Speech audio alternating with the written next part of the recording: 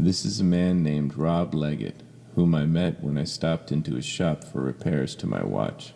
I discovered that he had written a book about bluegrass banjo artist Bobby Atkins, a fellow I immediately recognized from the Preacher Man movies put out by Troma.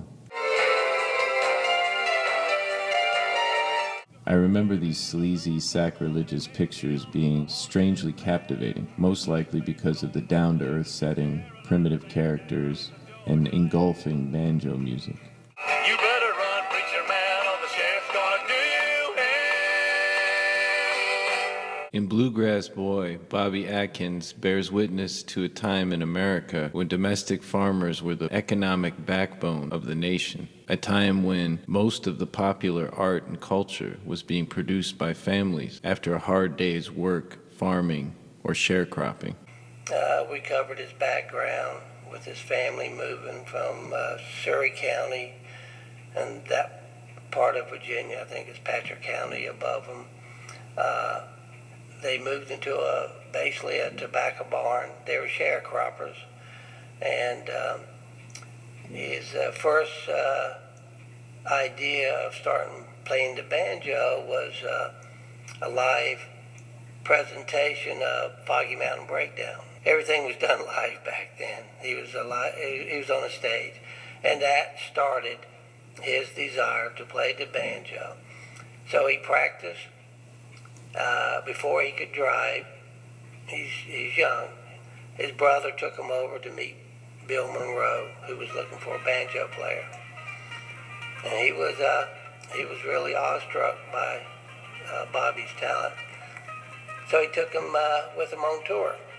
Because of his love of family, Bobby was none too fond of the big wild world. He describes incredible homesickness, staying in flop hotels with busted-out windows, missing the homegrown beans, potatoes, and corn of his family's spread, and being unable to recognize the entries on menus in restaurants.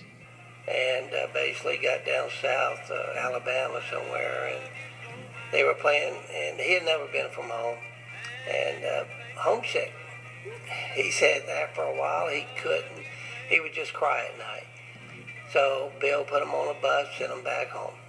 Well, that was the beginning. Despite Bobby's love of family and simple country life, his talent would repeatedly pull him back out on the road to larger and larger audiences, including the old and new Dominion House, as well as the Grand Ole Opry, collaborating with music legends like Johnny Cash.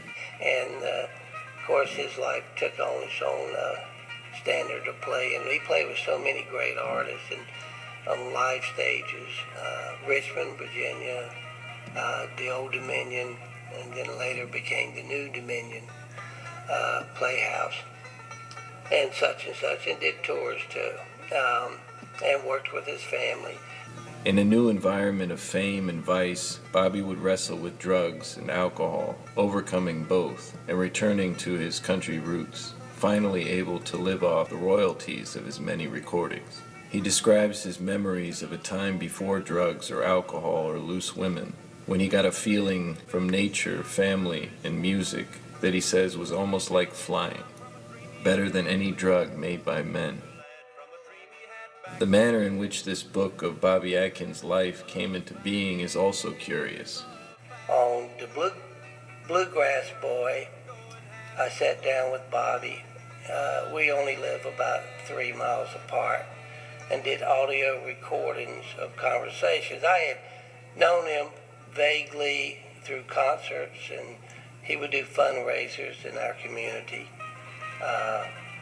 And respected his work. And I asked him if anyone had done a book on him. He says, well, yes and no. They would start, but nothing finished.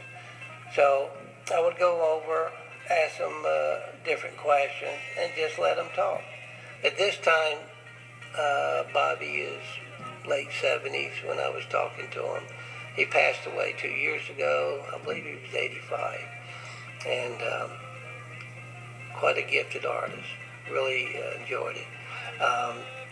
So that's how we did. And then my wife lovingly would type everything, and she put up with me, and that's how we got the book. Thank you. In reading Rob Leggett's book, I was sideswiped with a new understanding of American culture, also coming to the epiphany that country music, rock and roll, and even blues were all forms of music literally developed by parents with their children in the home setting to decompress from a long day of farming or sharecropping. I highly recommend this book as one of the most fascinating and compelling reads that I have encountered in recent years. It offers a way to remember our country and how much we used to value family culture. For Brandish Productions, this is Daddy Brandish.